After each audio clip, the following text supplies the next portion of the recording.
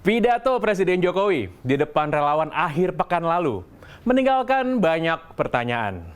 Sebenarnya, salah satu poin utama pidato Presiden adalah soal pentingnya pemimpin yang melanjutkan pembangunan yang selama ini sudah dilakukan. Namun tentu saja yang akhirnya diingat oleh masyarakat adalah ketika Presiden Jokowi menyatakan ciri-ciri fisik pemimpin yang ideal. Menurut Presiden, pemimpin yang memikirkan rakyat itu adalah yang banyak kerutan di wajah dan berambut putih. Publik lantas jadi bertanya-tanya, siapakah yang dimaksud oleh Presiden? Banyak kerutan dan berambut putih. Apakah mungkin Bapak yang ini? Ataukah mungkin Bapak yang ini? Atau jangan-jangan sebenarnya Bapak yang ini? Tadinya sih saya pikir harusnya Bapak yang ini, satu ini. Tapi dia post foto di Instagram, rambutnya malah hitam saya lihat-lihat. Menarik emang kita lihat nih, siapa nih kerutan wajah dan juga rambutnya putih. Nama saya Pangeran Syahan, selamat datang di Kasih Paham.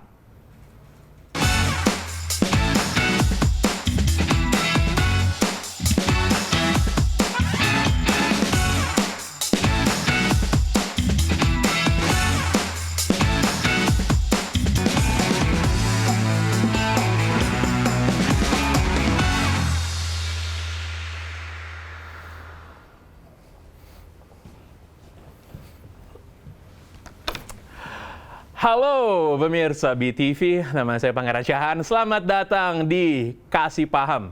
Semoga malam Anda menyenangkan pada hari ini. Kita akan membahas mengenai topik yang penting, mengenai arah Indonesia. Apakah kita mengedepankan keberlanjutan atau perubahan? Dan telah bersama-sama dengan kita pada malam hari ini, Bang Fahri Hamzah dari Partai Gelora. Apa kabar Bang Fahri? Alhamdulillah, baik. Terima kasih sudah kembali bergabung bersama-sama dengan kami di Kasih Paham di BTV. Siap. Tadi saya pikir-pikir Bang Fahri, kerutan di wajah, rambut putih. Ini Bang Fahri jangan-jangan yang dimaksud Presiden. Ya harusnya. Saya udah GR juga dari kemarin. Ini Bang Fahri termasuk yang memikirkan rakyat nggak? Ya kira-kira sama lah. Kira-kira sama ya? Ya kita sendiri rakyat, masa nggak mikir diri sendiri? Lagi jadi rakyat sekarang? Iya dong. Nanti 2024 rencananya lebih dari rakyat Bang? Kita lihat aja nanti. Kita lihat nanti ya. Bang, kemarin nih akhir pekan, waktu relawan-relawannya Pak Jokowi ini bertemu mengadakan acara besar, banyak yang bertanya-tanya sebenarnya, buat apa sih Presiden Jokowi ini masih menggalang relawan? Gimana menurut Bang Fahri? Ya memang itu ada satu kekeliruan ya oleh penasehatnya Pak Jokowi, karena sebenarnya kita masih dalam minggu-minggu mengapresiasi kepemimpinan Pak Jokowi selama 1 tahun pada presidensi G20 yang luar biasa ya, dan pertemuan Bali itu menjadi viral secara global, menarik perhatian tidak saja pemerintahan di luar negeri, tetapi juga netizen dalam dan luar negeri sangat kagum dengan apa yang kita tampilkan di Bali itu. Nah, kita lagi dalam fase membanggakan Pak Jokowi sebagai tokoh dunia yang luar biasa. Tiba-tiba muncul peristiwa yang manajemennya terlalu kasar gitu. Sehingga kemudian yang tertangkap di sana adalah semacam kegalauan para relawan yang mungkin bingung mau berlabuh kemana, lalu kemudian menyeret Presiden masih dalam perspektif konflik. Padahal Presiden ini sebentar lagi sudah akan naik sebagai negarawan, bahkan pemimpin dunia yang sangat diperhitungkan.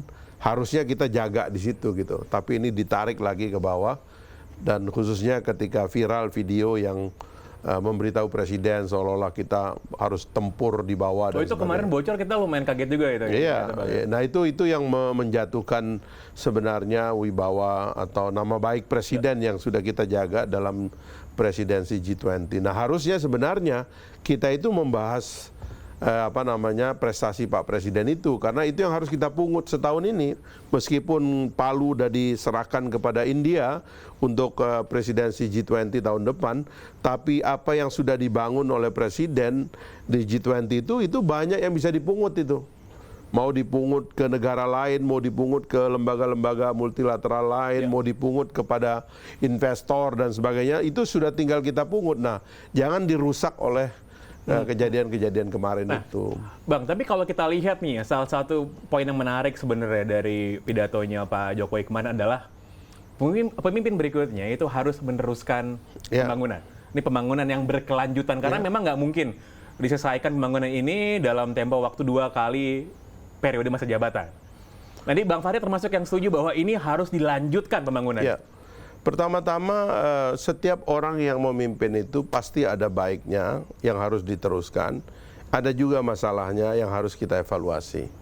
Itulah perbedaan antara tradisi demokrasi dan tradisi otoriter. Dalam tradisi demokrasi kita selalu harus punya harapan baru. Karena pemimpin itu pasti akan diperbaharui selama 5 tahun begitu, 1 periode itu di legislatif dan juga itu di eksekutif gitu. Kalau di dalam tradisi otoriter kita nggak tahu pemimpin itu mau berubah kapan dan kita nggak ada harapan akan adanya sesuatu yang baru gitu. Hanya mengharapkan sesuatu yang baru dari orang yang sama, yang kadang-kadang itu sulit gitu loh. Nah, dalam demokrasi sesuatu yang baru itu kadang-kadang datangnya dari orang baru, dan wajar kalau presiden dalam fase datangnya orang baru itu dia punya harapan kepada orang baru. Tolong ini diteruskan, tolong ini dilaksanakan. Itu biasa saja dan itu memang tradisi rutin kita dalam masyarakat demokrasi. Jadi tidak ada yang salah di situ gitu loh. Tapi berharap bahwa itu satu-satunya pandangan dan satu-satunya alternatif itu mustahil. Gitu. Bang, kalau kita melihat tradisi Indonesia setelah reformasi, apakah setiap kali ada pergantian pemimpin, pergantian presiden, pemerintahan, apakah itu pembangunan berlanjut atau enggak, Bang Fahri? Sebenarnya banyak hal yang harus kita masukkan atau letakkan di atas meja kalau untuk membahas kesulitan kita melihat betapa demokrasi kadang-kadang menciptakan discontinuity yang terlalu banyak. Sehingga kadang-kadang misalnya infrastruktur sudah dibangun setengahnya, masa berikutnya mangkrak. Dan seterusnya yang merupakan biaya bagi perekonomian ini kita. Ini pas kapan, pas mangkrak nih Bang Fahri?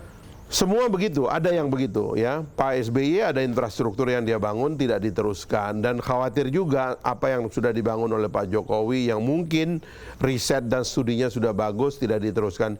Ini kan uang hilang jadinya.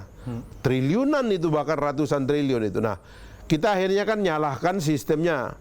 Apakah pergantian kepemimpinan dengan pola seperti ini bisa menciptakan sesuatu yang juga kontinu kalau sudah baik? Menurut saya letaknya itu adalah pada perdebatan gitu.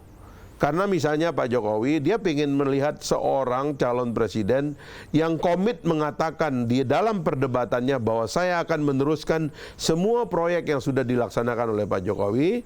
Karena itulah kemudian kalau Pak Jokowi harus memberikan endorsement, maka dia bisa memberikan endorsement kepada orang yang tepat gitu loh. Dan itulah caranya supaya ada kontinuitas. Tetapi menurut saya ya, Bang Fahri, kalau misalnya ada calon pemimpin yang tidak berniat melanjutkan, jadi nggak akan di-endorse sama Presiden. Ya Pak Presiden bisa, kabinet ini atau pemerintahan ini bisa menyatakan bahayanya kalau proyek-proyek itu tidak diteruskan.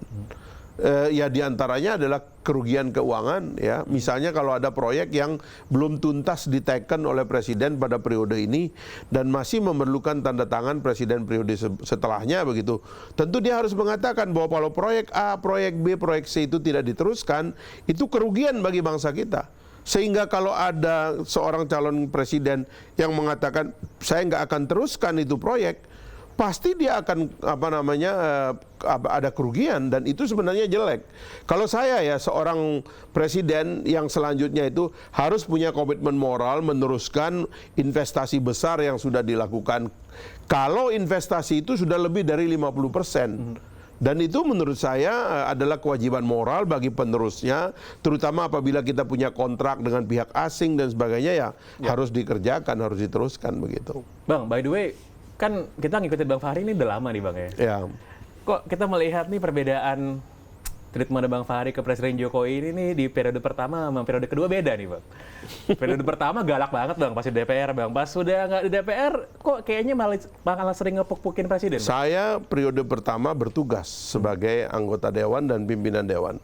Saya harus menjuru bicarai oposisi. Jadi sikap saya itu lebih banyak sebenarnya berhadapan dengan eksekutif, karena itulah tugasnya. Nah sekarang kita ini jadi rakyat biasa. Tidak selayaknya kalau saya hanya nyorotin Pak Jokowi atau eksekutif. Saya juga harus nyorotin legislatif, saya juga harus nyorotin judikatif. Kita sebagai pembayar pajak ngasih uang ketiga-tiganya. Kasih ke eksekutif, kasih ke legislatif, kasih ke judikatif. Maka kita harus kritik semuanya begitu. Bukan berarti saya melunak kepada eksekutif, karena memang posisinya sekarang rakyat. Tapi kalau saya kembali ke Dewan, lihat aja nanti saya pasti galak kepada eksekutif. Bakal kembali ke Dewan nggak? Kan rambutnya udah setengah putih. Nah itu pertanyaan saya berikutnya nih Bang. Ini kemarin Presiden bilang yang rambutnya putih nih ya. Semua orang yang, ini keadaan langka di mana orang biasa rambut putih itu pengen dihitamin. Sekarang semua orang mau putih. Sebenarnya siapa sih Bang yang dirujuk oleh Presiden ini orangnya? Saya nggak tahu ya, Pak Jokowi kan suka memakai metafor-metafor seperti itu ya. Mungkin itu sebagiannya adalah bercanda gitu ya. Tapi kok diambil serius oleh banyak orang. Kalau saya ngambilnya agak tidak serius itu. Makanya kan di Twitter saya posting rambut saya bilang yang sudah memenuhi kriteria, saya bilang gitu kan. Karena saya nganggapnya itu tidak serius gitu loh. Artinya Presiden itu mungkin mengatakan bahwa orang itu kalau mikir itu mungkin rambutnya cepat putih. Itu kan sebenarnya hari-hari memang di masyarakat kita dikatakan itu orang kalau banyak mikir rambutnya putih kan dia bilang itu. Entah itu mikir negara atau mikir hutang kita nggak tahu sebenarnya. Tapi yang jelas itu kan metafor yang dipakai oleh beliau. Nah sayang itu yang saya bilang. Kenapa itunya yang diambil? Bukan yang lain Bang. Bukan yang lainnya. Nah ditambah lagi dengan kawan kita itu yang bilang oh, kita perang di bawah. Itu salah lagi gitu. Padahal harusnya yang dimaksud oleh Pak Jokowi itu mungkin adalah saya udah kerja nih ya, bahkan terakhir saya udah mimpin G20. Lu lihat deh hasilnya kan, bagus, ya? Dunia kan bagus gitu. Boya ini tolong diteruskan. Mungkin itu bahasa seriusnya begitu kan. Tapi kemudian dia mengambil metafor-metafor yang menciptakan salah paham. Ya, itu dia. Nah, makanya kita kasih paham nih Bang ada acara ini. Ini semakin menarik ini mengenai bagaimana arah Indonesia ke depannya, bagaimana kriteria pemimpinnya. Dan bagi pemirsa sekalian juga mau mengikuti kuis, silakan bisa ke akun-akun sosial media dari BTV. Nanti ada kuis yang bisa Anda ikuti di sana. Kami akan segera kembali, tetap bersama dengan Kasih Paham.